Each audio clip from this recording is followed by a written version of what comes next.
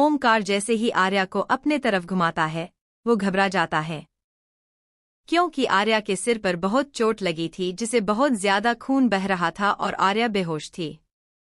ओमकार देखता है आर्या के सामने ही बड़ा पत्थर था, आर्या का सिर उसी से टकराया था।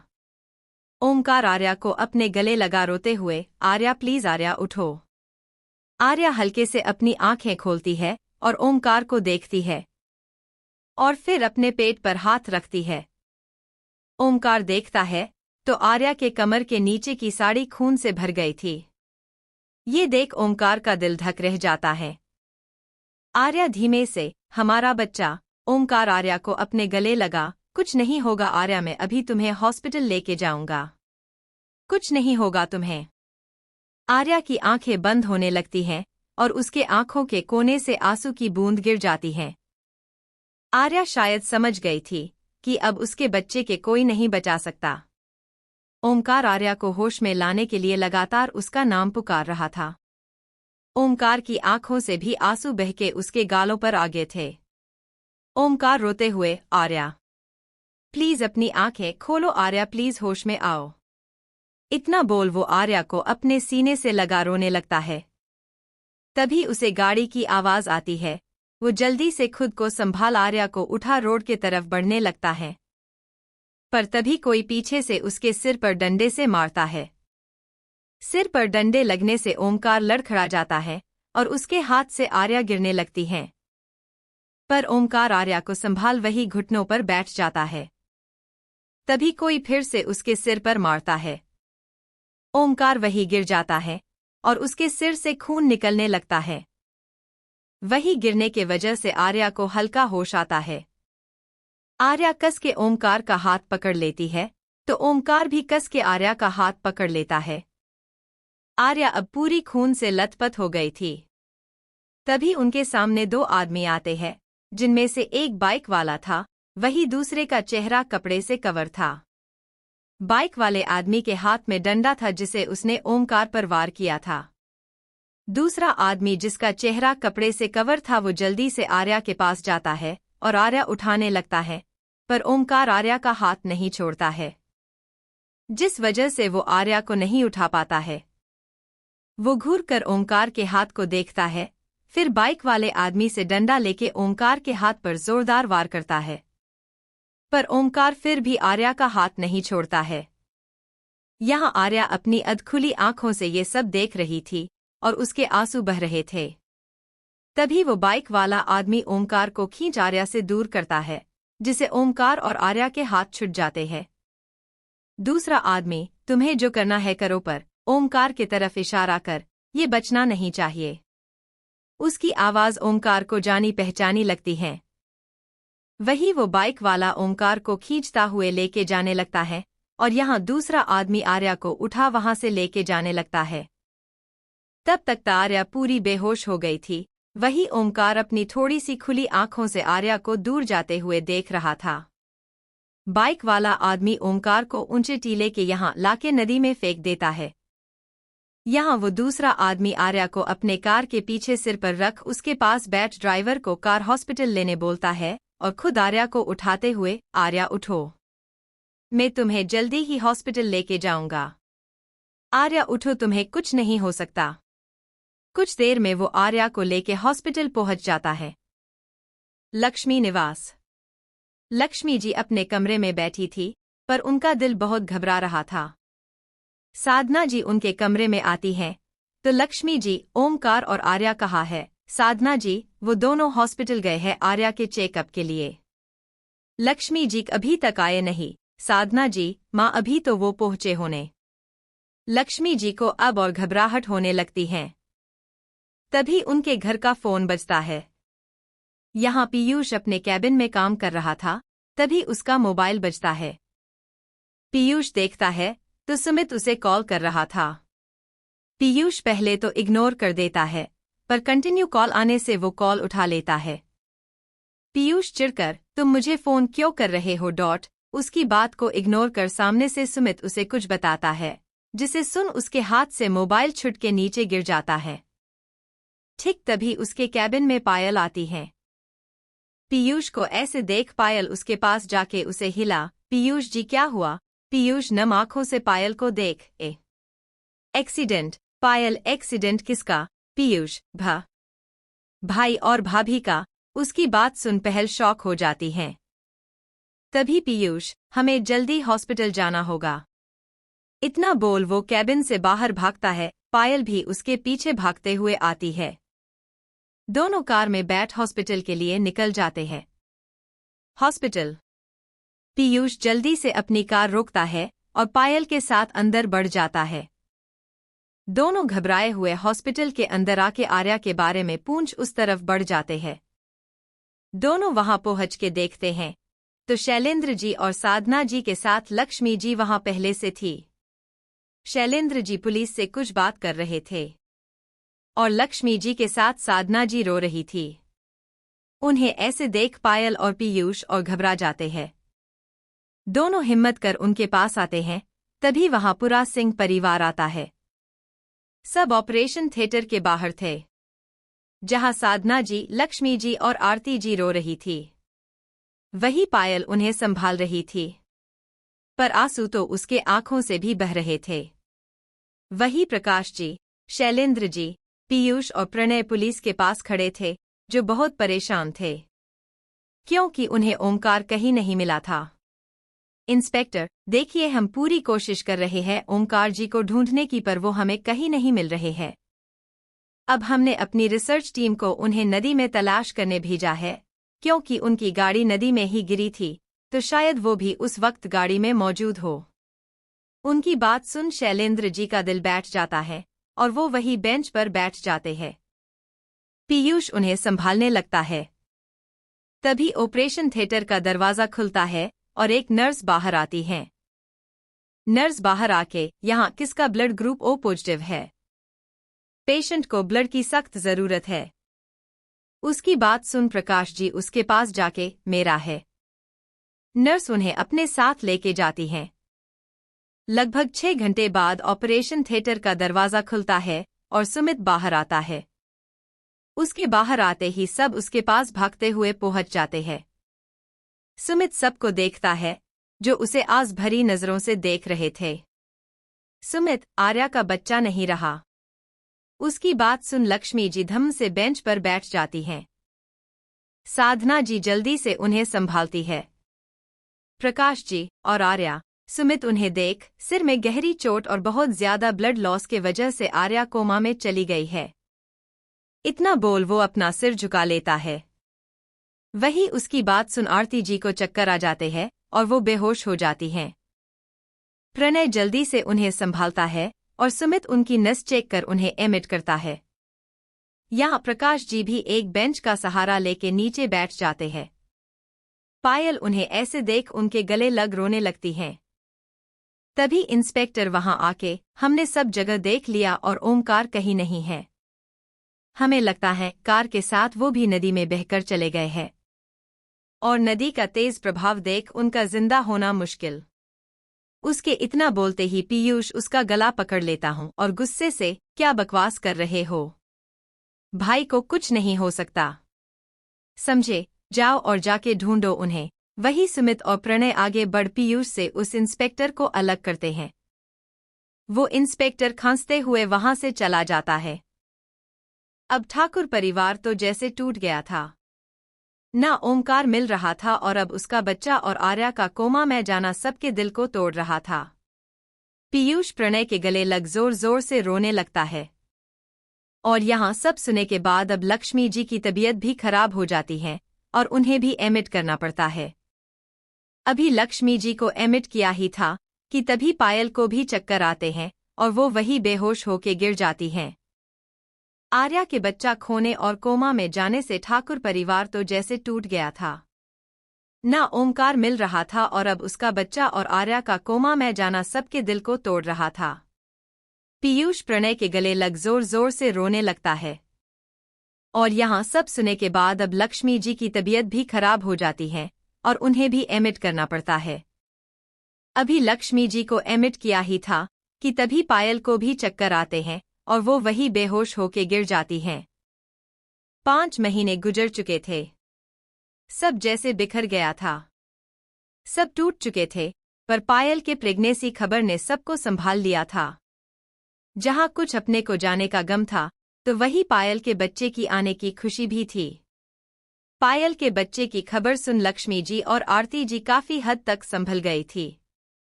आर्या अभी कोमा में थी और वही ओमकार अभी लापता था। आर्या हॉस्पिटल में थी और सुमित ने उसकी पूरी जिम्मेदारी उठाई हुई थी। आर्या से मिलने उसके परिवार वाले आते रहते थे। आज पायल पीयूष के साथ आर्या से मिलने आई थी। उसका 7वां महीना चल रहा था, जिसे उसका बेबी बम्प दिख रहा था। पीयूष पायल को लेके सुमित से मिलता है। सुमित उन दोनों को लेके आर्या के पास आता है। सुमित वार्ड का दरवाजा खोल पायल और पीयूष के साथ अंदर आता है। अंदर बेड पर मशीन से गिरी आर्या आंखें बंद कर लेटी हुई थी।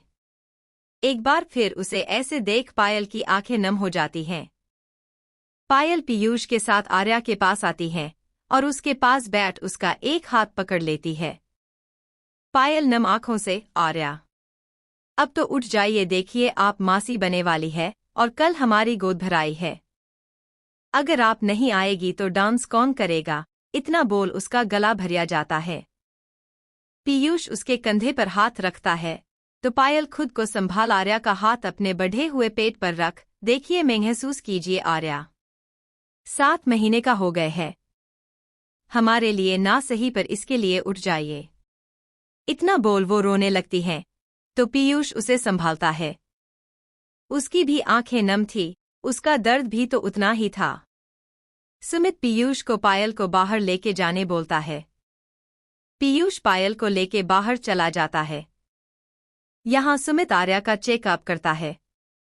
फिर उसके पास बैठ उसके चेहरे को देखते हुए, आर्या अब उठ जाओ।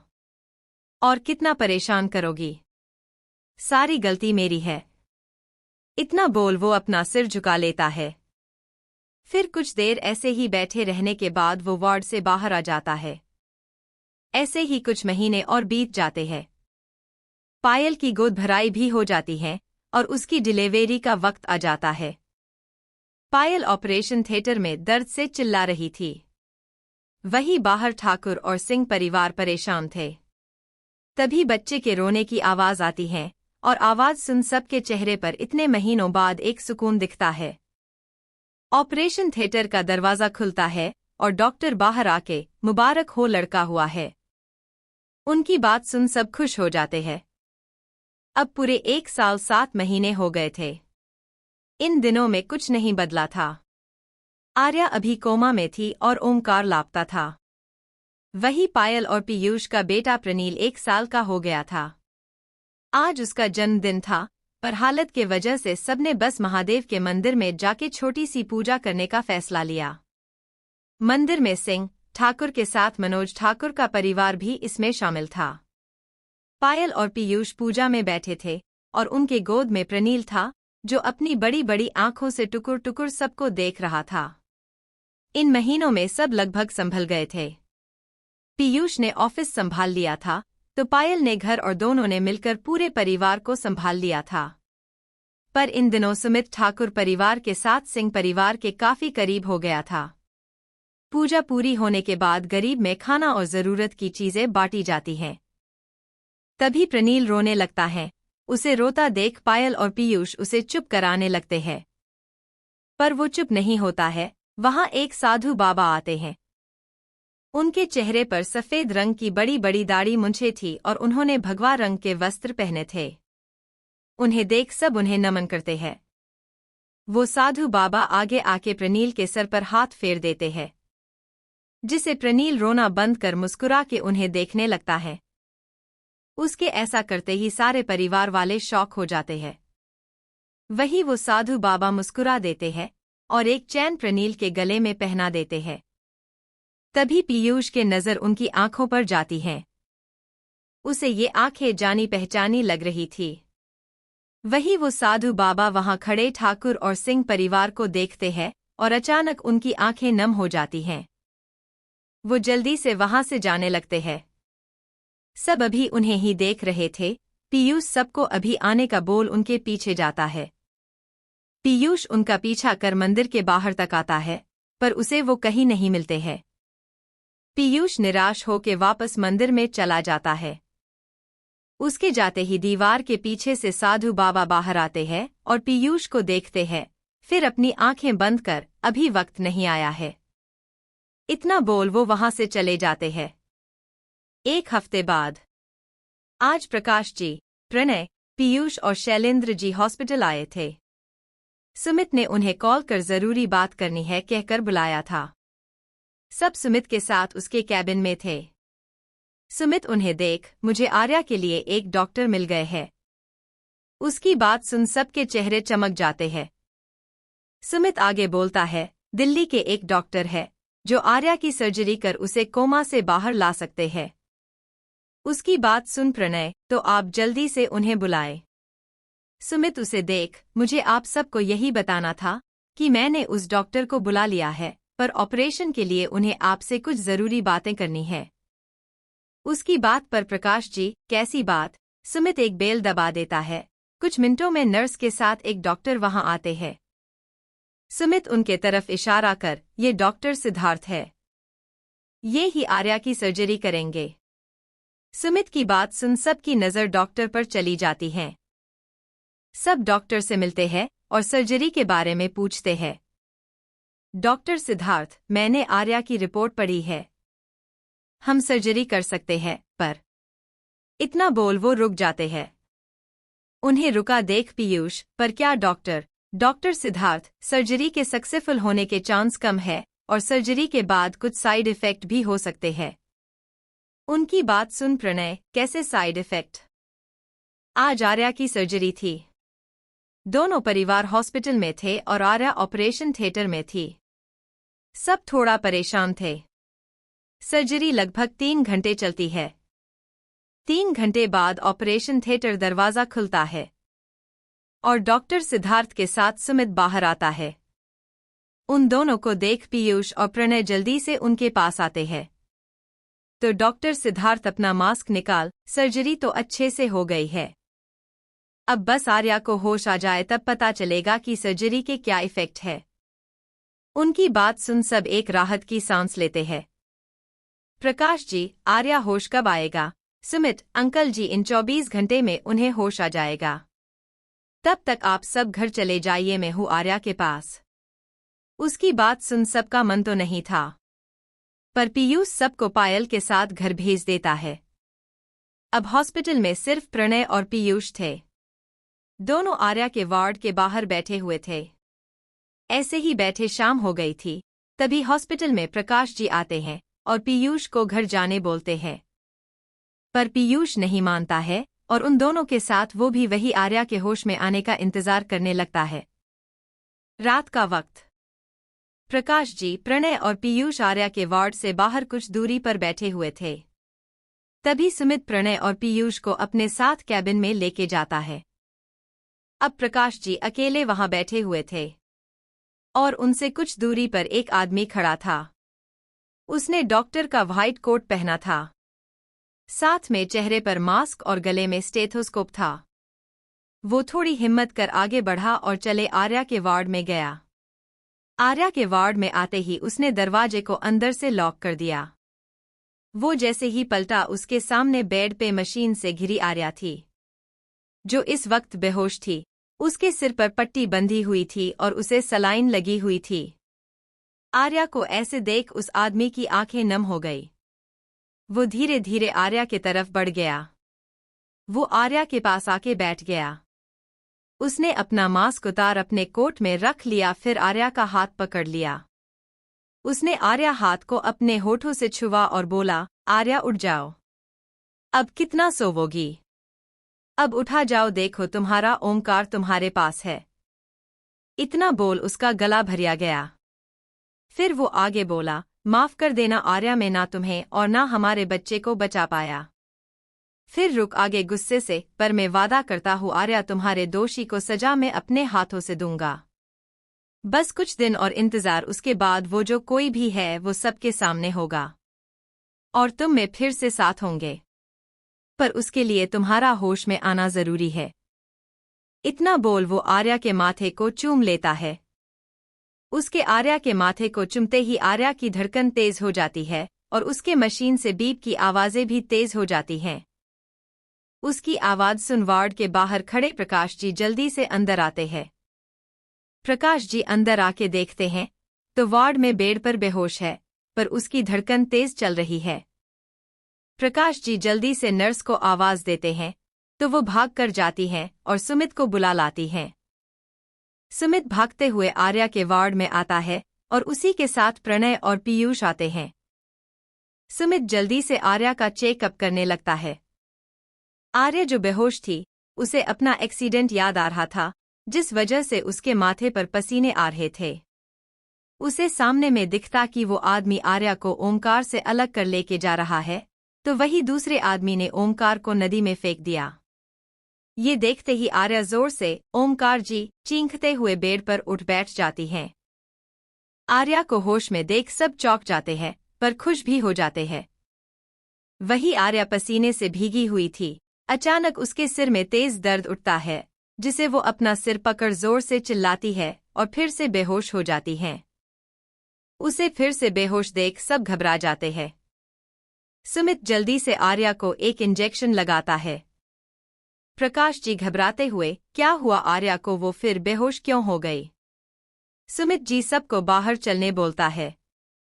सुमित सबको बाहर लाके आर्या को होश तो आ गया है, पर उसके दिमाग पर ज्यादा प्रेशर के वजह से वो फिर से बेहोश हो गई है। प्रणय, तो भाभी को होश कब आएगा? सुमित, सुबह तक आर्या को होश आ जाएगा। उसकी बात सुन अब अपना सिर हिला देते हैं। वार्ड के अंदर ओमकार जो बाथरूम में छुप गया था, वो सबके बाहर जाते ही बाथरूम से बाहर आता है। ओमकार आर्या के पास आके उसके सिर पर प्यार से हाथ फेर एक बार फिर से उसका माथा चूम, जानता हूँ होश में आते ही मुझे अपने पास ना पाकर तुम्हें दुख होगा, पर बस कुछ वक्त, फिर मैं सब ठीक कर दूंगा। इतना बोल वो आर्या का हाथ पकड़ वही बैठ उसके चेहरे को निहारने लगता है। कुछ देर बाद उसके मोबाइल पर एक नोटिफिकेशन आता है। ओमकार अपना मोबाइल निकाल देखता है तो एक मैसेज आया था, जिसमें लिखा था, जल्दी बाहर आओ, अगर किसी ने देख लिया तो सारा प्लान खराब हो जाएगा। मैं बाहर कार में हूँ, जल्दी।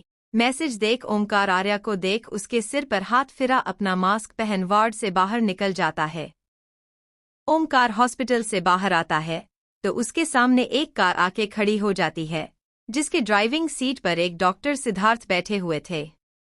ओमकार जल्दी से कार में बैठ जाता है तो वो कार स्टार्ट कर वहां से निकल जाते हैं। सिद्धार्थ कार ड्राइव करते हुए ओमकार से, ओम तुम्हें ध्यान देना चाहिए था, सब वही थे, अगर किसी ने देख लिया होता तो। ओमकार, मैं बस एक बार आर्या को देखना चाहता था, वैसे आर्या होश आ गया है। उसकी बात सुन डॉक्टर सिद्धार्थ, ये तो अच्छी बात है। ओमकार उसे देख, पर कुछ देर के लिए उसे होश आया था और वो फिर से बेहोश हो गई। तुमने मेरी आर्या की सर्जरी अच्छे से तो की है ना? उसके सवाल पर डॉक्टर सिद्धार्थ कार रोक उसे देखते हुए, ओम थोड़ा तो भरोसा रख, मैं बहुत बड़ा सर्जन हूँ, विदेश से लोग मुझे बुलाते हैं और तुम मेरे दोस्त हो के ऐसे बोल रहे हो। ओमकार कुछ नहीं बोलता है तो सिद्धार्थ कार फिर से स्टार्ट कर आगे बढ़ा के, वैसे क्या आर्या पर कोई साइड इफेक्ट हुआ है? क्योंकि ऐसे केस में अक्सर पेशेंट की कुछ वक्त की यादाश्त चली जाती है। उसकी बात सुन ओमकार, आर्या ने मेरा नाम लिया था। ओमकार के बात पर सिद्धार्थ, तो हो सकता है उसकी यादाश्त ना गई हो, उसे सब कुछ याद हो। उसकी बात सुन ओमकार कुछ सोचने लगता है। कुछ देर में उनकी कार एक छोटे से घर के आगे रुकती है। दोनों कार से उतर घर के अंदर बढ़ जाते हैं। दोनों के अंदर आते ही एक लड़की मिलती है, जो उन दोनों को देख मुस्कुरा के, आ गए आप दोनों? सिद्धार्थ अपना सिर हिला देता है तो लड़की मुस्कुरा के, फ्रेश होके आइए मैं खाना लगाती हूँ। उसकी बात सुन ओमकार और सिद्धार्थ अपने अपने कमरे में चले जाते हैं। हॉस्पिटल। आर्या अभी बेहोश थी और उसके पास प्रकाश जी बैठे हुए थे। वहीं उनके कुछ दूरी पर प्रणय बैठा हुआ था। दोनों आर्या को देख रहे थे। दोनों ने पीयूष को जबरदस्ती घर भेज दिया था। तभी वार्ड में सुमित आता है। सुमित प्रकाश जी और प्रणय से आर्या का ध्यान में रखता हूँ, बोल उन दोनों लो आराम करने दूसरे वार्ड में भेज देता है। उन दोनों के जाते ही सुमित आर्या को देख, मैं किसी को तुम्हारे करीब नहीं आने दे सकता। होश में आते ही सबसे पहले मैं ही तुमसे मिलूंगा। इतना बोल वो वही सोफे पर बैठ आर्या को देखने लगता है। दूसरी तरफ ओमकार बैठा आर्या के बारे में ही सोच रहा था। तभी सिद्धार्थ वहां आता है। ओमकार उसे एक नजर देखता है, पर कुछ नहीं बोलता। सिद्धार्थ ओमकार के पास बैठ, सबकी याद आ रही है, तो क्यों छुप रहे हो उनसे? क्यों उन्हें सच नहीं बता देते कि तुम जिंदा हो? उसके सवाल सुन ओमकार उसे देख, क्योंकि जिसने मेरा एक्सीडेंट कराया था उसे पता चला कि मैं जिंदा हूं तो वो सामने नहीं आएगा। वो फिर से चुप कर वार करेगा। और मुझे इतना तो पता है कि उसे आर्या चाहिए, इसलिए उसने ये सब किया था। वरना मुझे नदी में फेंक वो खुद आर्या को हॉस्पिटल लेके क्यों जाता? उसकी बात सुन सिद्धार्थ कुछ सोचने लगता है। फिर बोलता है, क्या आर्या जानती है उसे हॉस्पिटल कौन लेके गया था? ओमकार, ये तो आर्या के होश में आने के बाद ही पता चलेगा। तभी वहां वो लड़की आती है। उसे देख ओमकार नजरें झुका लेता है, तो वही वो लड़की अपने हाथ में चाय का ट्रे पकड़े उनके पास आती है। फिर उन दोनों को चाय देके खुद एक चाय का कप लेके बैठ जाती है। उसे देख सिद्धार्थ, गंगा, आप सोई नहीं? गंगा मुस्कुरा के, मुझे नींद नहीं आ रही थी, तभी मैंने आप दोनों की आवाज सुनी तो चाय बना यहाँ लेके आ गई। सोचा शायद आप दोनों को वो नींद नहीं आ रही है। इतना बोल वो मुस्कुरा के ओमकार को देखती है, जो नजरें झुकाए बैठा था। वही सिद्धार्थ उसे और गंगा को देखता है, फिर चाय पीने लगता है। गंगा लगातार ओमकार को देख रही थी, जिसे महसूस कर ओमकार अपनी जगह से खड़ा होके, मुझे नींद आ रही है, इतना बोल वहां से बिना चाय पिए चला जाता है। उसे ऐसे जाते देख गंगा थोड़ा उदास हो जाती है। सिद्धार्थ उसे देख, तुम जानती हो वो अपनी वाइफ से कितना प्यार करता है, फिर भी उसकी बात सुन गंगा मुस्कुरा के, वो सब छोड़िए भाग। आप ये बताए क्या आर्या को होश आ गया? सिद्धार्थ, अभी नहीं, सुबह ही कुछ पता चलेगा। कुछ देर और बात करने के बाद दोनों अपने अपने कमरे में आके सो जाते हैं। अगली सुबह के 5 बज रहे थे। सुमित आर्या के वार्ड में ही सो गया था। तभी एक नर्स वहां आती है और सुमित को इमरजेंसी बोल अपने साथ लेके जाती है। सुमित दूसरे पेशेंट के पास जाता है, पर आर्या के पास एक नर्स को रख जाता है। सुबह के 6 बज रहे थे। नर्स आर्या के पास बैठी हुई थी, तभी उसे आर्या में हलचल महसूस हुई। वो ध्यान से आर्या को देखने लगी। आर्या ने पहले अपने हाथ की उंगलियों को हिलाया, फिर उसके आंखों की पुतलियां हिली। नर्स समझ गई आर्या को होश आ रहा है, तो वो जल्दी से बाहर गई और दूसरी नर्स को सुमित को बुलाने भेज दिया। तभी प्रकाश जी और प्रणय उसके पास आते हैं और बोलते हैं, क्या हुआ, आर्या ठीक तो है? नर्स, वो पेशेंट को होश आ रहा है। उसकी बात सुन प्रकाश जी और प्रणय जल्दी से वार्ड के अंदर आते हैं। दोनों अंदर आके देखते हैं तो आर्या ने अपनी आंखें खोली थी और वो यहाँ वहां देख रही थी। उसे होश में देख प्रकाश जी और प्रणय जल्दी से उसके पास आते हैं। प्रकाश जी आर्या के सिर पर हाथ फेर, आपको होश आ गया? आप ठीक है ना? कहीं दर्द तो नहीं? उनकी बात सुन आर्या उन्हें अजीब नजरों से देखने लगती है। तो प्रणय उसे देख, आप ठीक है ना? आर्या एकदम धीमे आवाज में, आप दोनों कौन है? उसका सवाल सुन प्रकाश जी और प्रणय शॉक हो जाते हैं। वही वार्ड के दरवाजे पर खड़ा सुमित भी आर्या का सवाल सुन लेता है। जनरस जैसे ही प्रकाश जी और प्रणय को आर्या के होश में आने की बात सुन वो दोनों भागते हुए अंदर आके देखते हैं। अंदर आते ही उनकी नजर आर्या पर जाती है, जो अपनी आंखें खोल यहाँ वहां देख रही थी। उसे होश में देख प्रकाश जी और प्रणय जल्दी से उसके पास आते हैं। प्रकाश जी आर्या के सिर पर हाथ फेर, आपको होश आ गया? आप ठीक है ना? कहीं दर्द तो नहीं? उनकी बात सुन आर्या उन्हें अजीब नजरों से देखने लगती है। तो प्रणय उसे देख, आप ठीक है ना? आर्या एकदम धीमे आवाज में, आप दोनों कौन है? उसका सवाल सुन प्रकाश जी और प्रणय शॉक हो जाते हैं। वही वार्ड के दरवाजे पर खड़ा सुमित भी आर्या का सवाल सुन लेता है। सुमित भी आर्या का सवाल सुन शॉक हो जाता है और जल्दी से आर्या के पास आता है। प्रकाश जी आर्या से, आर्या, आप क्या कह रही है? मैं बेटा आपके पापा। आर्या अभी उन्हें अजीब नजरों से देख रही थी। तो प्रणय, आर्या हम आपके भाई। आप ऐसे क्यों बोल रही है? आर्या दोनों को बारी देखती है। तभी सुमित बीच में आके प्रकाश जी और प्रणय को वार्ड से बाहर भेज देता है। फिर वो खुद आर्या के पास आता है। सुमित आर्या से, क्या आप ठीक है? आर्या उसे देख, अब आप कौन है? उसके सवाल पर सुमित, मैं आपका डॉक्टर हूँ। उसकी बात सुन आर्या यहाँ वहाँ देख, मैं यहाँ क्या कर रही हूँ और मैं हूँ कौन? फिर अपने सर पे जोर देके कुछ याद करने की कोशिश करते हुए, और मुझे कुछ याद क्यों नहीं? उसकी बात सुन सुमित हैरानी उसे देखता है। फिर उसे शांत कर उसका चेकअप कर किसी को कॉल करता है। दूसरी तरफ सिद्धार्थ ओमकार के साथ बैठा कुछ बात कर रहा था। तभी उसका मोबाइल बजता है। सिद्धार्थ सुमित का कॉल देख ओमकार से, सुमित है। ओमकार उसे कॉल उठाने बोलता है। तो सिद्धार्थ कॉल उठा, हेलो डॉक्टर सुमित बोलिए। सामने से सुमित उन्हें कुछ बताता है, जिसे उनकी आंखें चौड़ी हो जाती हैं। सिद्धार्थ कॉल कट ओमकार को देखता है, जो उसे ही देख रहा था। डॉक्टर सिद्धार्थ गहरी सांस लेके आर्या को होश आ गया है। उसकी बात सुन ओमकार के चेहरे पर एक खुशी झलक आती है, पर अगले ही पल डॉक्टर सिद्धार्थ की बात सुन उसे झटका लगता है। डॉक्टर सिद्धार्थ, आर्या अपनी यादाश्त खो चुकी हैं। ओमकार शॉक होके, क्या?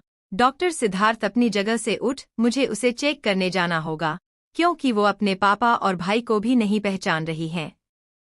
उनकी बात सुन ओमकार, मैं भी तुम्हारे साथ चलूंगा। सिद्धार्थ, ओम तुम जानते हो अगर तुम्हें वहां किसी ने देख लिया तो प्रॉब्लम हो सकती है। उसकी बात सुन ओमकार, मुझे कोई पहचान नहीं पाएगा। सिद्धार्थ, देखो ओम, तुमने जहां इतना इंतजार किया है ला, कुछ दिन और सही, पर अगर अभी तुम उनके सामने गए तो तुम्हारी एक गलती सब कुछ बिगाड़ देगी। उसकी बात सुन ओमकार, मैं वादा करता हूं अगर वहां परिवार वाले हुए तो उनके सामने नहीं आऊंगा और वापस आ जाऊंगा। पर प्लीज मुझे बस एक बार आर्या से मिलना है, उसे देखना है।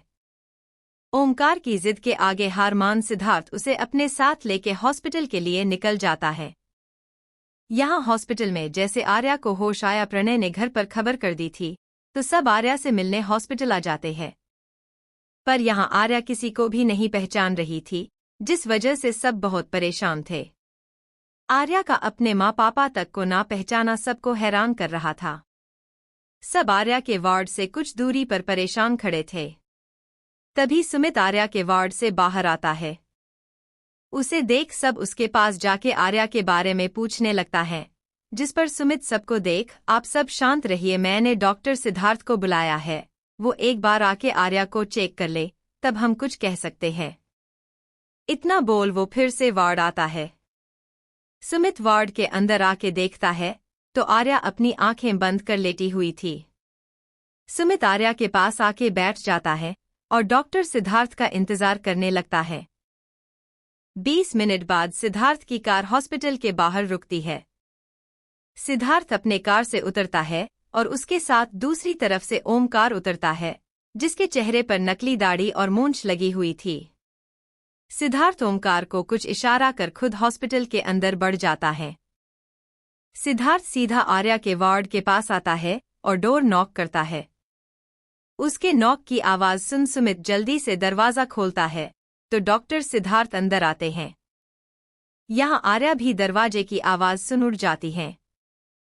सुनिए, डॉक्टर सिद्धार्थ को आर्या के कंडीशन बताता है, जिसे सुन सिद्धार्थ आर्या के तरफ बढ़ जाता है और उसकी रिपोर्ट देखते हुए आर्या को चेक कर उसे कुछ सवाल जवाब करते हैं। कुछ देर बाद वो आर्या को रेस्ट करने बोल सुमित के साथ वार्ड से बाहर आते हैं। डॉक्टर सिद्धार्थ बाहर आके सबसे पहले यहाँ वहाँ देखते हैं तो उन्हें कुछ दूरी पर ओमकार दिखता है, जो अपने घरवालों के वजह से दूर था। डॉक्टर सिद्धार्थ सिंह और ठाकुर परिवार को देखिए आर्या अपनी यादाश्त पूरी तरह से खो चुकी है। उसे अपना नाम तक याद नहीं है। उनकी बात सुन सबको झटका लगता है। तो डॉक्टर सिद्धार्थ आगे बोलते हैं, उसे अपना या आपका नाम यहाँ तक आपके साथ के रिश्ते आप उसके कौन है कुछ भी याद नहीं है। उनकी बात सुन पीयूष, क्या भाभी को कुछ भी याद नहीं? मेरा मतलब ओमकार भाई भी नहीं। डॉक्टर सिद्धार्थ, जी नहीं, उसे अपने बीते कल का एक पल भी याद नहीं है। उनकी बात सुन आरती जी, क्या हम आर्या मिल सकते हैं? उनकी बात पर सिद्धार्थ, अभी वो आराम कर रही हैं, पर आप उनसे मिलिए, पर ध्यान रहे उसे कोई ऐसी बात ना पता चले जिसे उसके दिमाग पर जोर पड़े और वो कुछ याद करने की कोशिश करे। उनकी बात सुन सब अपना सिर हिला देते हैं, तो सुमित सबको अपने साथ लेके अंदर जाता है। वार्ड के अंदर आर्या बेड पर बैठी हुई थी। सबके अंदर आने से उसकी नजर उन सब पर चली जाती है। आर्या को होश में देख सबकी आंखें नम थी। तभी आरती जी आर्या के पास जाके उसके गाल छू के कैसी है मेरी बच्ची? आर्या उन्हें अजीब तरीके से देख उनका हाथ अपने गाल से हटा देती है। उसके ऐसा करने से आरती जी हैरान होके उसे देखने लगती हैं, पर आर्या का अगला सवाल सुन उन्हें झटका लगता है। आर्या, आप कौन? आर्या के इस सवाल पर आरती जी तो बस उसे देखती रह जाती हैं। वही बाकी सब भी हैरान होके आर्या को देखने लगते हैं। तभी आरती जी रुंधे गले से, हाँ, हम आपकी माँ है। उनकी बात सुन आर्या उन्हें शॉक होके देखने लगती है। वही आर्या का रिएक्शन देख आरती जी नम आंखों से प्रकाश जी को देखने लगती हैं। प्रकाश जी उन दोनों के पास आके आर्या के सिर पर हाथ फेर, आप हमारी बेटी आर्या है। उनकी बात सुन आर्या, पर मुझे कुछ याद नहीं, मैं आपको क्यों पहचान नहीं पा रही हूँ। उसकी बात सुन सब परेशान हो जाते हैं। तभी सुमित आर्या के पास आके, आर्या मैं अभी तुमसे जो कहूंगा सब ध्यान से सुना और स्ट्रेस मत लेना। उसकी बात सुन आर्या अपना सिर हिला देती हैं। सुमित गहरी सांस लेके, 2 साल पहले तुम्हारा एक एक्सीडेंट हुआ था, जिसके बाद तुम कोमा में चली गई थी। एक सर्जरी के बाद तुम कोमा से बाहर आई हो, पर तुम्हारी यादाश्त चली गई है। इतना बोल वो रुके आर्या को देखता है, जो अपनी आंखें बड़ी कर उसे देख रही थी। आर्या अभी सोच में ही थी कि तभी प्रणय आगे आके आर्या से प्रकाश जी के तरफ इशारा कर, ये आपके पापा है। फिर आरती जी के तरफ इशारा कर, ये आपकी माँ है। फिर पायल के तरफ इशारा कर, ये आपकी बड़ी बहन है। पीयूष के तरफ इशारा कर, ये पायल के पति पीयूष है। खुद के तरफ इशारा कर, मैं आपका बड़ा भाई हूँ। उसके बाद प्रणय साधना जी और शैलेंद्र जी के तरफ इशारा कर, ये आपकी। पर वो इसे आगे कुछ बोल पता उसे पहले सुमित बोलता है, ये आपकी बहन पायल की सास और ससुर है। और दादी के तरफ इशारा कर, ये पीयूष की दादी है। इतना बोल वो चुप हो जाता है, तो वही बाकी सब उसे हैरानी से देखने लगते हैं। सब सुने के बाद आर्या अपनी यादाश्त पर जोर देते हुए, पर मुझे कुछ याद नहीं आ रहा है। मुझे कुछ भी याद नहीं, इतना बोल वो रोने लग जाती हैं। आरती जी जल्दी से उसके पास जाके उसे चुप कराने लगती हैं। वही सुमित एक इंजेक्शन आर्या को देता है, जिसे आर्या नींद में चली जाती है। आर्या के नींद में जाते ही सुमित सबको वार्ड से बाहर लेके आता है। सबके बाहर आते ही पीयूष सुमित से, तुमने भाभी को ये क्यों नहीं बताया कि हम उनके ससुराल वाले हैं? पीयूष के आवाज में उसकी नाराजगी साफ पता चल रही थी। वही बाकी सब भी सुमित को ऐसे देख रहे थे जैसे उसे जवाब चाहते हो। सुमित सबको देख, आर्या अभी होश में आई है, उसकी इतनी बड़ी सर्जरी हुई है, उसे अपने दिमाग पर ज्यादा जोर नहीं देना चाहिए, नहीं तो उसे प्रॉब्लम हो सकती है। उसकी बात सुन पीयूष, पर इसमें स्ट्रेस कहाँ है? वो अपने बाकी रिश्ते भी तो जान रही है, तो ससुराल के बारे में जान उन्हें क्या होगा? उसकी बात सुन सुमित थोड़ी ऊंची आवाज में, और क्या बताओगे तुम उसे कि उसकी शादी हो गई है? और जब वो पूछेगी उसका पति कौन है, कहाँ है, तब क्या जवाब दोगे उसे? सुमित की बात सुन सब अब सोच में पड़ गए। सुमित पीयूष से, क्या तुम उसे ये बताना चाहते हो कि उसका जो एक्सीडेंट हुआ था उसमें उसका पति गायब और बच्चा मर गया है? उसकी बात सुन सबको झटका लगता है। तो सुमित आगे बोलता है, और तुम्हें क्या लगता है ये सब जाने के बाद आर्या को स्ट्रेस नहीं होगा, उसके दिमाग पर जोर नहीं पड़ेगा? सुमित की बात सुन अब पीयूष चुप हो जाता है। तो प्रणय उसके कंधे पर हाथ रख उसे शांत रहने को कहता है। प्रकाश जी सुमित से, तो क्या आर्या की कभी कुछ याद नहीं आएगा? उनका सवाल सुन सुमित, ऐसा नहीं है अंकल। वक्त के साथ उसकी याददाश्त वापस आ सकती है, बस उसे थोड़ा वक्त लगेगा। उसे वो सब चीजें दिखाए जो उसकी है, वो जगह घुमाए जहां वो जाती थी। बस इस बात का ध्यान रहे को वो अपने दिमाग कर ज्यादा जोर ना दे। इतना बोल वो चुप हो जाता है। वही बाकी सब उसके बात से सहमत हो जाते हैं। प्रणय, क्या हम आर्या को घर लेके जा सकते हैं? सुमित, कुछ और टेस्ट बाकी है, अगर वो नॉर्मल हुए तो आप आर्या को घर लेके जा सकते हैं। इतना बोल सुमित वहां से चला जाता है। कुछ देर बाद पीयूष अपने घरवाले और पायल को लेके घर चला जाता है। अब बस सिंह परिवार ही वहां रुका हुआ था। वही पीयूष के दिमाग में तो कुछ और ही चल रहा था। दूसरी तरफ सिद्धार्थ ओंकार को आर्या के कंडीशन के बारे में सब बता देता है, जिसे सुने के बाद ओंकार कुछ नहीं बोलता है। 2 दिन बाद आज आर्या को हॉस्पिटल से डिस्चार्ज मिलने वाला था, तो उसे लेने प्रकाश जी, प्रणय और पीयूष आए थे। वैसे तो आर्या ठीक थी, पर अभी वो किसी से ज्यादा बातें नहीं कर रही थी। प्रकाश जी सारी फॉर्मेलिटी पूरी कर आर्या को घर लेके जाते हैं। सिंह निवास। प्रणय कार रोकता है तो प्रकाश जी आर्या को अपने साथ लेके नीचे उतरते हैं। आर्या कार से उतर अपने आसपास और उस घर को बड़े ध्यान से देखने लगती हैं। प्रकाश जी उसे घर के दरवाजे तक लेके आते हैं, जहां आरती जी आरती की थाल लिए पहले से खड़ी थी। आरती जी आर्या को टिकाकर उसकी आरती कर उसे घर के अंदर आने बोलती है। आर्या के साथ प्रकाश जी, प्रणय और पीयूष भी अंदर आते हैं। यहां अंदर पायल प्रनील के साथ पहले से मौजूद थी। आर्या घर में आके कर यहां वहां देखने लगती है, तो पायल उसे उसके कमरे में लेके जाती है। पायल आर्या को फ्रेश होने बोल नीचे आती है। पायल नीचे सबके पास आके बैठ जाती है और सब बातें करने लगते हैं। अभी आधा घंटा हुआ होगा कि आर्या सीढ़ियों से नीचे आती है और सबको देख, क्या मेरी शादी हो गई है? उसका सवाल सुन सब शॉक हो जाते हैं। सब परेशान होके आर्या को देखने लगते हैं कि क्या जवाब दे उसे। तब तक आर्या सीढ़ियों से उतर के सबके पास आ जाती है। प्रकाश जी, आप ऐसा क्यों पूछ रही हैं बेटा? आर्या उन्हें देख अपने हाथ में पकड़ी सिंदूर की डिब्बी दिखा, ये मेरे कमरे में मुझे ड्रेसिंग टेबल से मिली। उस सिंदूर की डिब्बी देख सब थोड़ा घबरा जाते हैं। तभी पायल आगे बढ़कर बोलती है, ये तो हमारी है, हम भूल गए थे आपके कमरे में। उसकी बात सुन आर्या कुछ देर उसे देखती है, फिर बस अपना सिर हिला देती है। तभी उसकी नजर प्रनील पर जाती है। आर्या प्रनील के पास जाके उसके गाल छू के, ये आपका बेटा है। पायल उसे देख अपना सिर हाँ में हिला देती है, तो आर्या मुस्कुरा के, बहुत प्यारा है। इतना बोल वो उसके साथ खेलने लगती है। आर्या को प्रनील के साथ खेलते देख सब राहत की सांस लेते हैं। ऐसे ही कुछ दिन बीत जाते हैं। आर्या घर में बोर हो रही थी, क्योंकि पायल और प्रनील अपने घर चले गए थे। तभी वहां उर्मी आती है।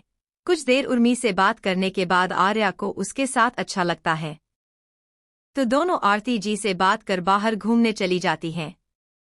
दोनों बाजार में आती हैं और अलग अलग चीजें देखने लगती हैं।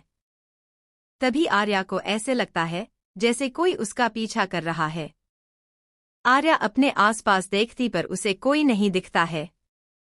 ऐसे ही आर्या उर्मी के साथ एक दुकान पर आती है।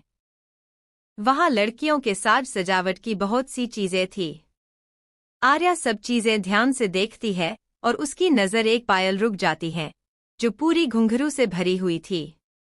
आर्या को वो पायल बहुत पसंद आ जाते हैं, पर फिर वो अपने पैर देखती है जिसमें पहले से पायल थे, तो उसे नहीं खरीदती है। वहीं उसे कुछ दूरी पर खड़ा एक शख्स आर्या को ही देख रहा था।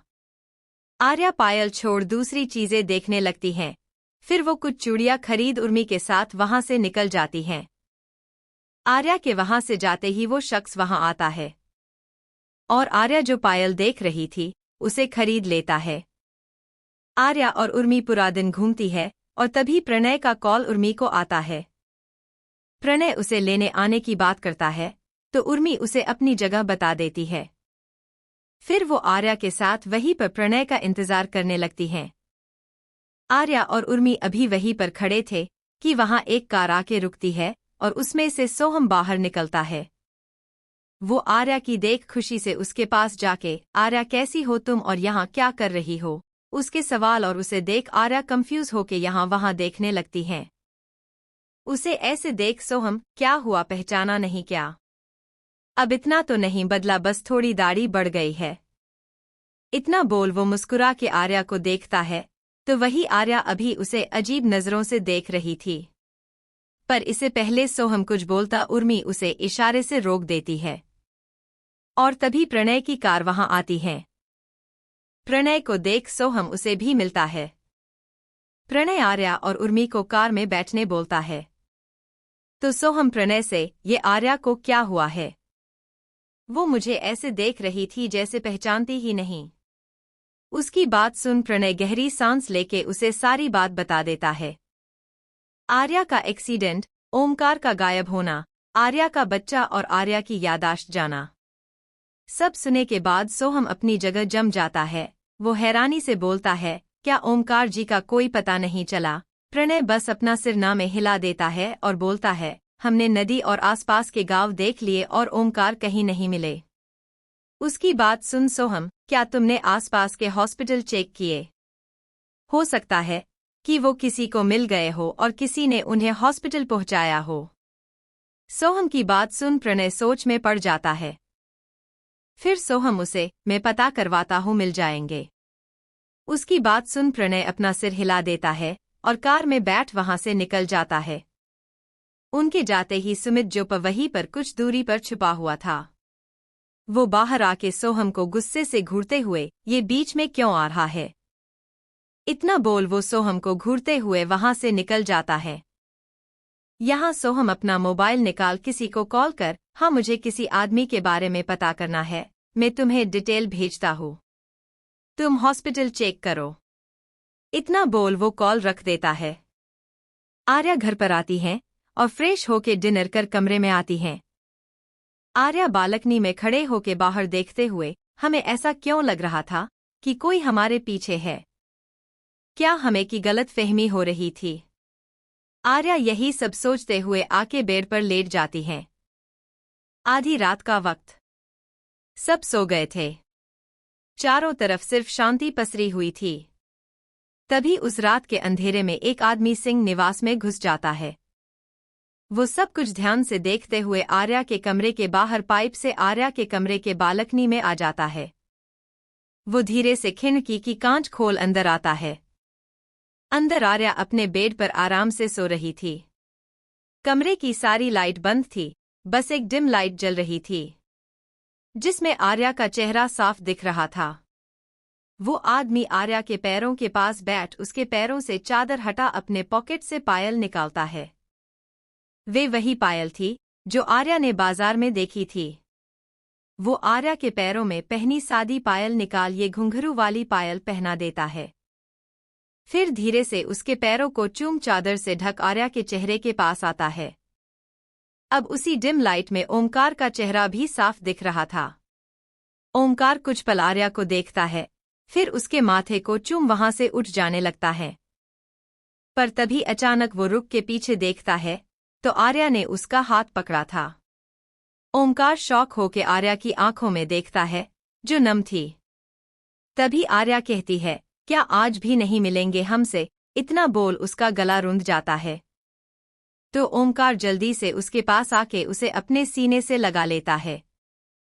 आर्या ओमकार के सीने से लग रोने लगती हैं। आर्या ने कस के ओमकार को पकड़ा हुआ था तो वही ओमकार ने भी टाइट आर्या को अपने सीने से लगाया हुआ था। आर्या के आंसू ओमकार के शर्ट को भिगो रहे थे, वही ओमकार की आंखें भी नम थी। दोनों ने एक दूसरे को ऐसे जकड़ा हुआ था कि अलग हुए तो बिछड़ जाएंगे। काफी देर रोने के बाद ओमकार आर्या को चुप करा देता है, पर आर्या अभी उसके सीने से लगी हुई थी। ओमकार आर्या के चेहरे को पकड़, तुम ठीक हो ना आर्या? उसकी बात सुन आर्या की आंखें एक बार फिर नम हो जाती हैं और वो कांपती हुई आवाज में कहती है, हाँ हमारा बच्चा, इतना बोल वो फिर से रोने लगती है, तो ओमकार फिर से उसे अपने सीने से लगा लेता है। अंदर आर्या अपने बेड पर आराम से सो रही थी।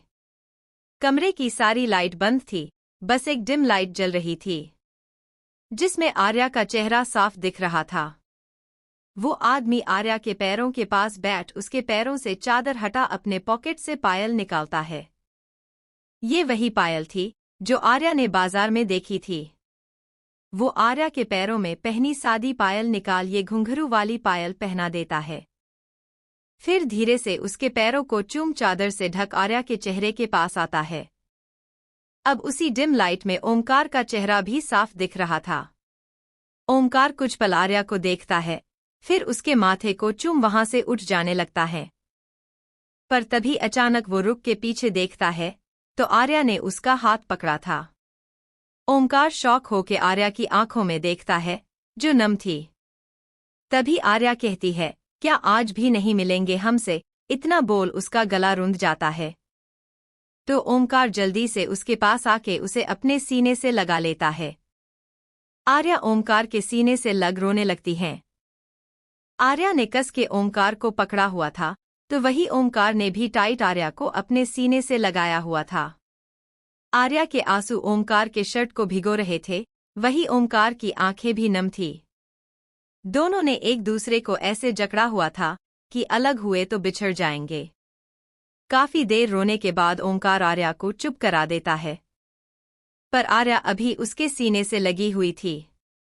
ओमकार आर्या के चेहरे को पकड़, तुम ठीक हो ना आर्या?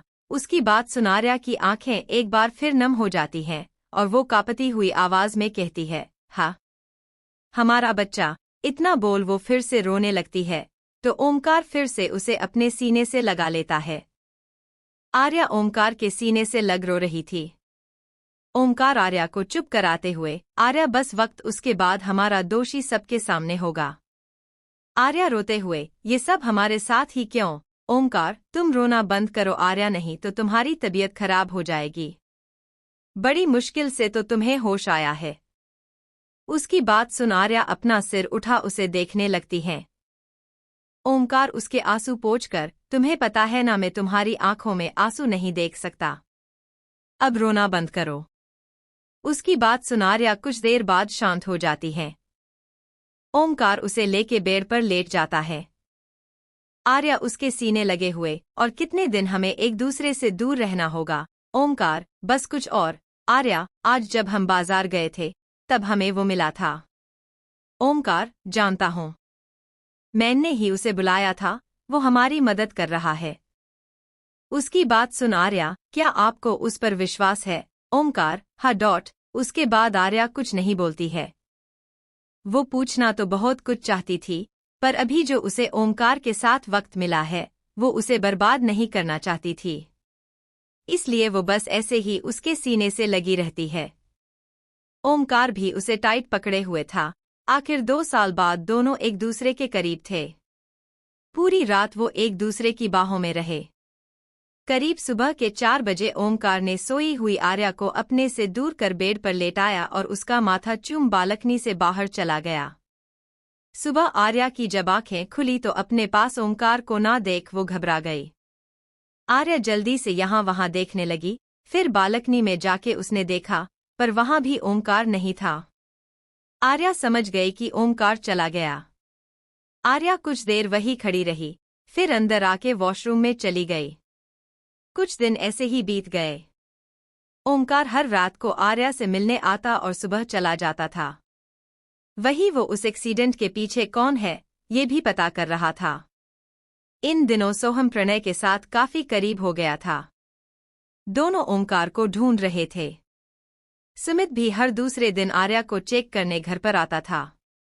अब तक किसी को नहीं पता था कि आर्या को सब याद है। ऐसे ही एक दिन सुबह के वक्त आर्या मंदिर आती है। मंदिर में पूजा कर आर्या कुछ देर वहीं बैठ जाती है। आर्या को बैठे अभी कुछ देर ही हुआ था कि तभी कोई उसके बगल में आके बैठ जाता है। पहले तो आर्या ध्यान नहीं देती है, पर जब उसे लगता है कि वो उसे ही घूर रहा है, तो आर्या उसके तरफ देखने लगती है। अपने साइड में सोहम को देख वो थोड़ा चौंक जाती है। वही सोहम उसे देख मुस्कुरा के, कैसी हो आर्या? आर्या उसे देख, मैं ठीक हूँ। पर आप यहाँ? सोहम, हाँ वो भी मंदिर आया तो और बस यहाँ जा ही रहा था कि तुम्हें यहाँ बैठे देखा। उसकी बात सुन आर्या कुछ नहीं बोलती है।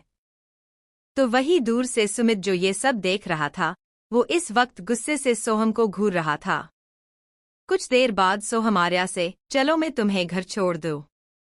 आर्या उसे मना करते हुए, नहीं आप क्यों परेशान हो रहे हैं, मैं खुद चली जाऊंगी। सोहम जोर देते हुए, अरे इसमें कैसी परेशानी, चलो मैं तुम्हें छोड़ देता हूँ। सोहम के बहुत जोर देने पर आर्या उसके साथ चली जाती है, पर जाते हुए वो पलट के पीछे देखती है। वही आर्या और सोहम के जाते ही सुमित वही पड़े पत्थर पर लात मारते हुए सोहम को कोसने लगता है। यहाँ सोहम आर्या को अपनी कार में बैठा घर के तरफ निकल जाता है और वो पूरे रास्ते उसे कुछ न कुछ पूछ रहा था और आर्या बस हाँ में जवाब दे रही थी। सोहम आर्या को उसके घर के बाहर छोड़ वहां से वापस चला जाता है। यहाँ आर्या जब घर में आती है तो अजीब सी शांति पसरी हुई है। आर्या अपनी माँ को आवाज देने लगती है, तभी एक मेड़ आके उसे बताती है कि घर में कोई नहीं है, सब बाहर गए हैं।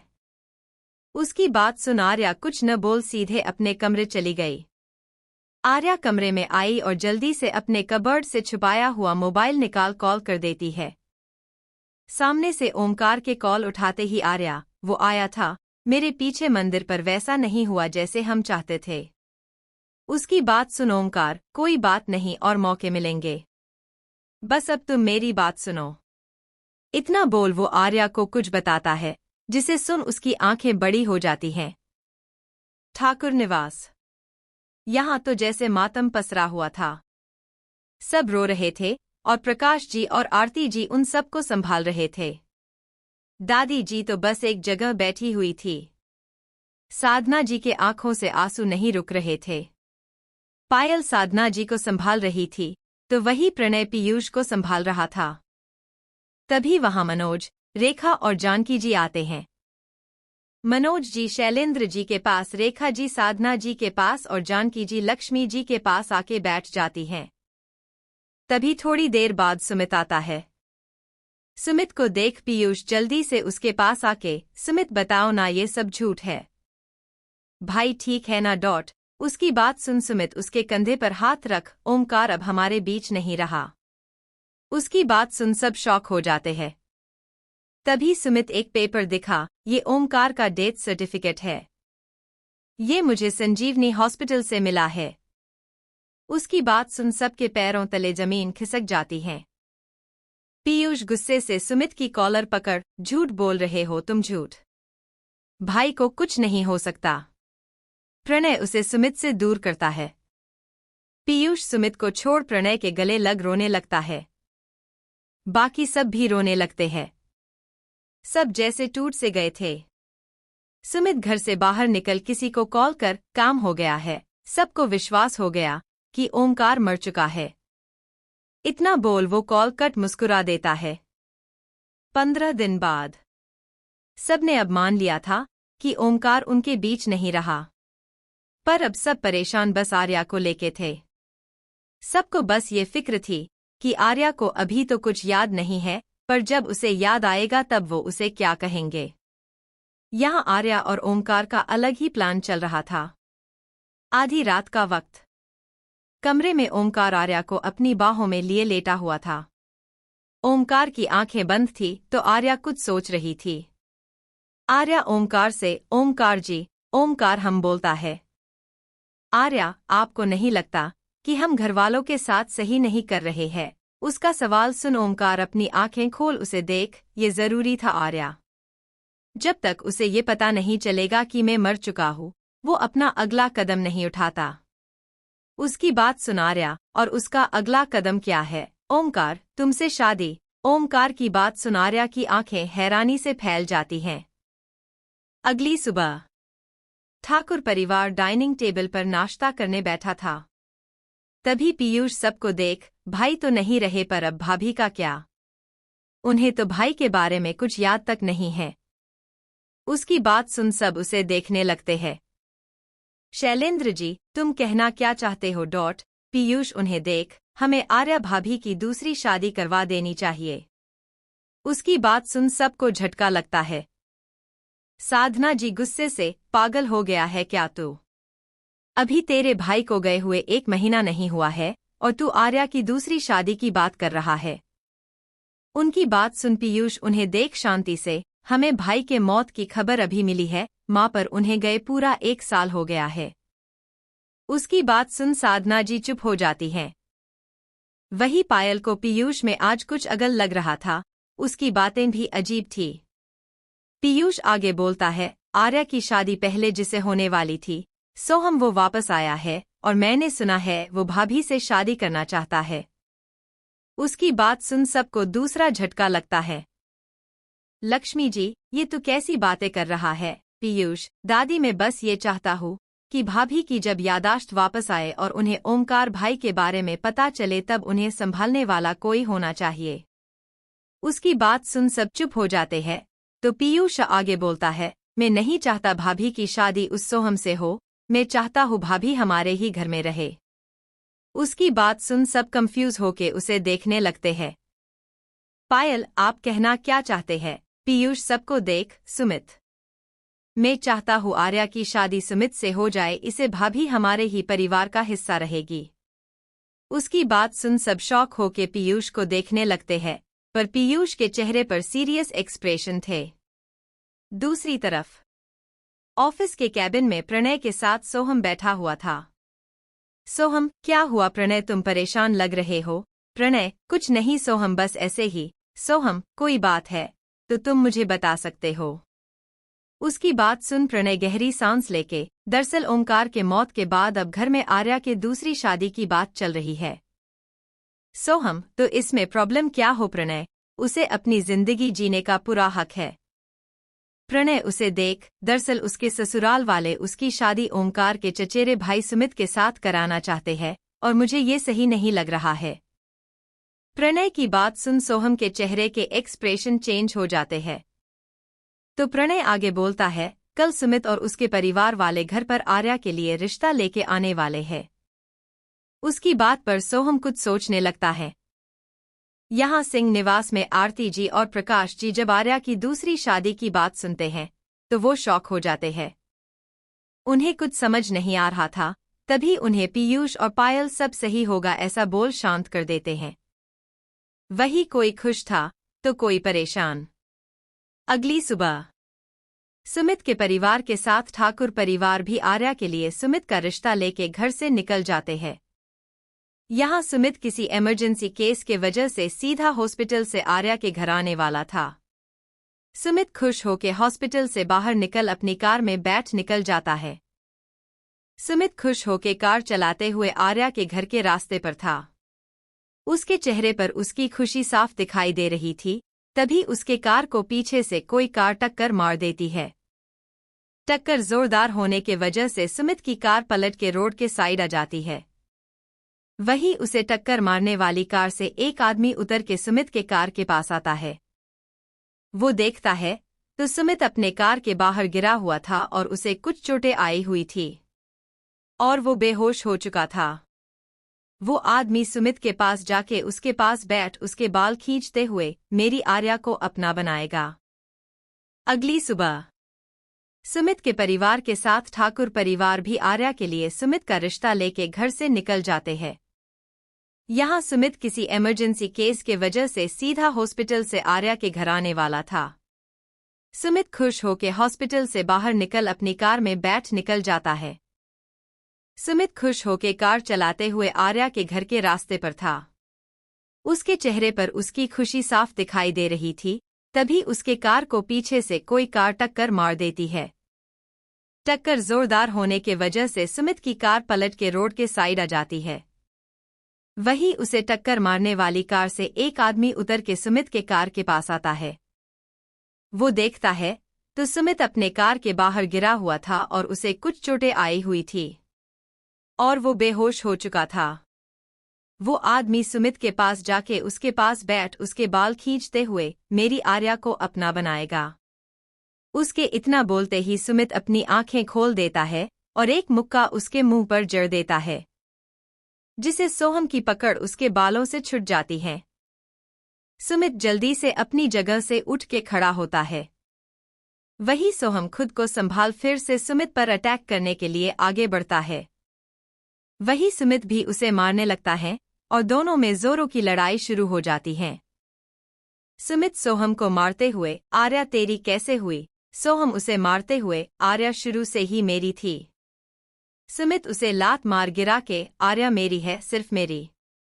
उसकी बात सुन सोहम अपनी जगह से खड़ा होके, आर्या मेरी है, सिर्फ मेरी, अरे उसके लिए तो मैंने ओमकार भी मार डाला। उसकी बात सुन सुमित शॉक होके उसे देखने लगता है।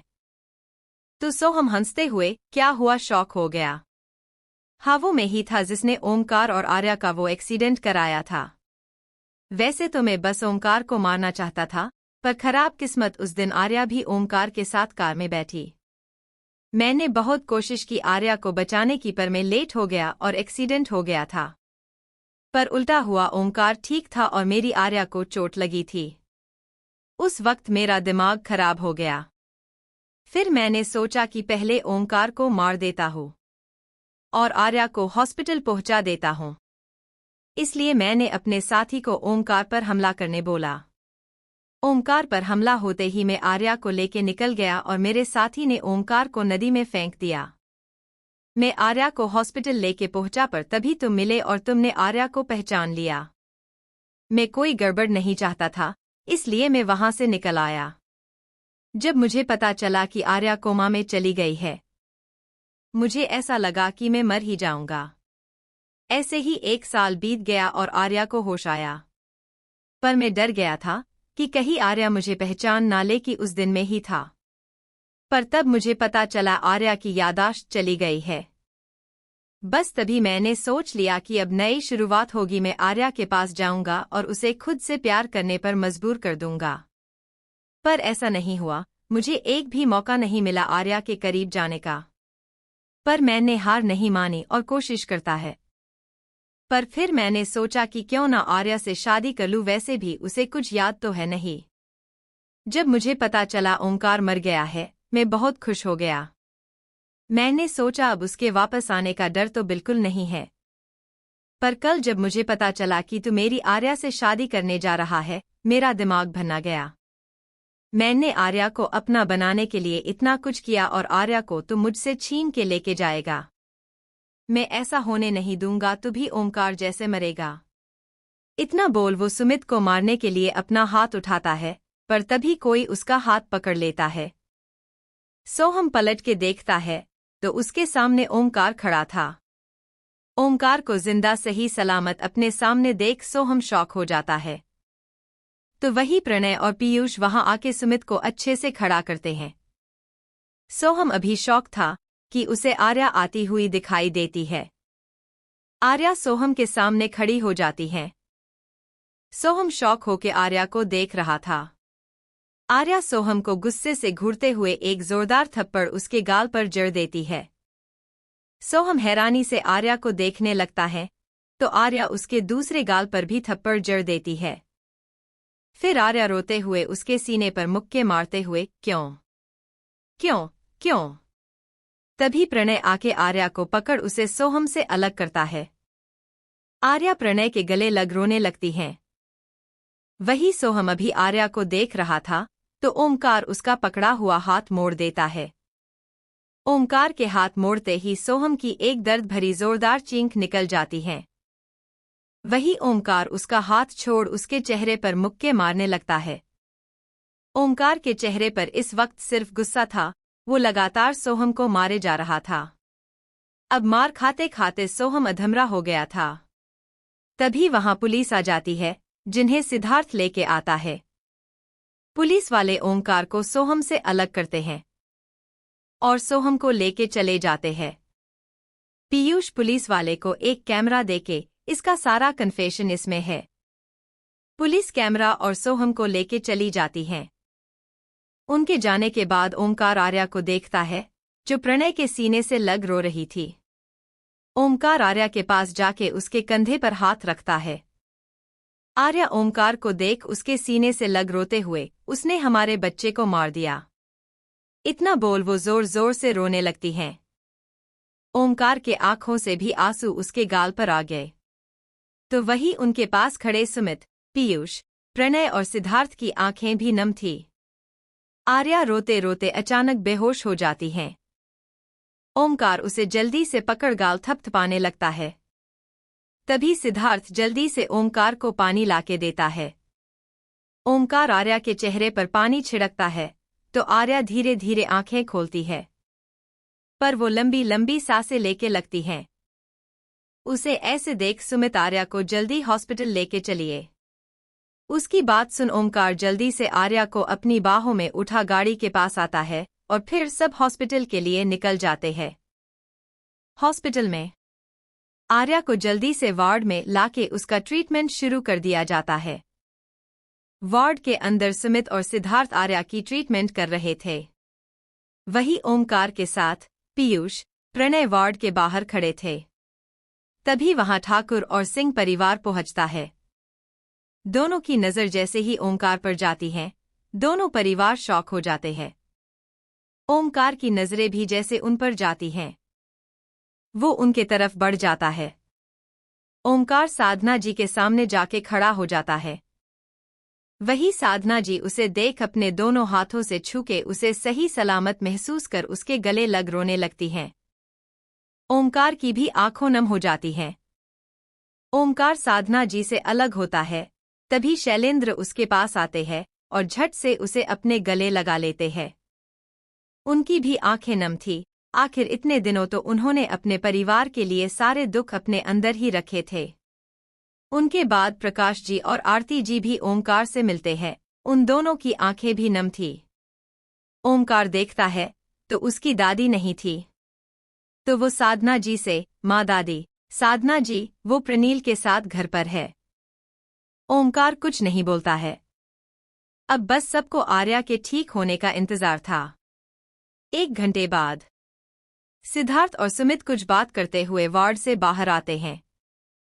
उन्हें देख ओमकार जल्दी से उनके पास जाता है।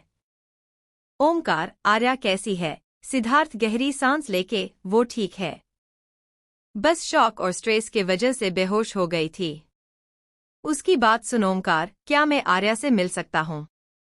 सुमित, मिल सकते हो, पर अभी वो बेहोश है। उसकी बात सुन ओमकार अंदर चला जाता है और बाकी सब बाहर ही रुक जाते हैं। ओमकार वार्ड के अंदर आके देखता है तो आर्या बेड पर बेहोश थी। ओमकार उसके पास जाके बैठ जाता है। फिर उसका हाथ पकड़, आर्या, सब ठीक है, इतना बोल वो आर्या के हाथ को अपने होठों से लगा देता है। तभी उसे आर्या के आंखों की पुतलियां हिलते हुए देखती है। ओमकार उसे ध्यान से देखने लगता है तो आर्या की पलकें भी हिलती है और धीरे धीरे आर्या अपनी आंखें खोलती है। अपने सामने ओमकार को देख आर्या उसे देखती रह जाती है। तो वही ओमकार उसके बालों को सहला के, तुम ठीक हो? उसकी बात सुन आर्या उठने लगती है तो ओमकार उसे उठा के बैठा देता है। आर्या ओमकार देखने लगती है तो ओमकार उसे अपने सीने से लगा, सब ठीक है। आर्या उसे कस कर पकड़ लेती है। कुछ देर बाद सब आर्या से मिलते हैं और फिर घर के लिए निकल जाते हैं। कुछ देर में सब घर पहुंच जाते हैं। साधना जी आर्या और ओमकार को दरवाजे पर ही रोक अंदर जाके आरती की थाल लाती हैं। फिर दोनों को तिलक कर उनकी आरती उतार उन्हें घर के अंदर लाती है। दादी जो अपने कमरे में प्रनील के साथ थी, वो आवाज सुन बाहर आती हैं और अपने सामने ओमकार को देख शॉक हो जाती हैं। ओमकार जल्दी से उनके पास जाता है और उनके गले से लग जाता है। लक्ष्मी जी की आंखें आंसुओं से भर जाती हैं। वो ओमकार का चेहरा पकड़ उसे चूम बोलती है, मेरा बच्चा ठीक है। इतने में उनकी आंखों के आंसू उनके गालों पर आ जाते हैं तो ओमकार उनके आंसू पोंछ उन्हें सोफे पर बैठा देता है। तभी लक्ष्मी जी की नजर आर्या पर जाती है। आर्या को देख वो उसे अपने पास बुलाती है। आर्या झट से आके उनके गले लग रोने लगती है। आर्या रोते हुए, दादी हमारा बच्चा, इतना बोल वो फिर से रोने लगती हैं। लक्ष्मी जी उसके सिर को सहला के, बेटा जो पैदा ही नहीं हुआ उसके लिए क्या अफसोस करना। तुम्हारी और ओमकार की उम्र ही क्या है। भगवान ने चाहा तो जल्दी ही तुम्हारी गोद फिर से भर जाएगी। उनकी बात पर आर्या रोना बंद कर देती है, पर वो अभी सिसक रही थी। लक्ष्मी जी वैसे ही आर्या को पकड़ ओमकार को देख, तुम ठीक हो ओमकार, तो ये सुमित ने ऐसा क्यों कहा कि तुम। उसके बाद वो आर्या को देख, आर्या तुम्हारी यादाश्त वापस आ गई। उनकी बात पर अब सबकी नजरें ओमकार और आर्या पर जाती हैं। सबकी नजरों को खुद पर महसूस कर ओमकार बोलना शुरू करता है। 2 साल पहले जब मेरा और आर्या का एक्सीडेंट हुआ था, वो सोहम ने ही करवाया था।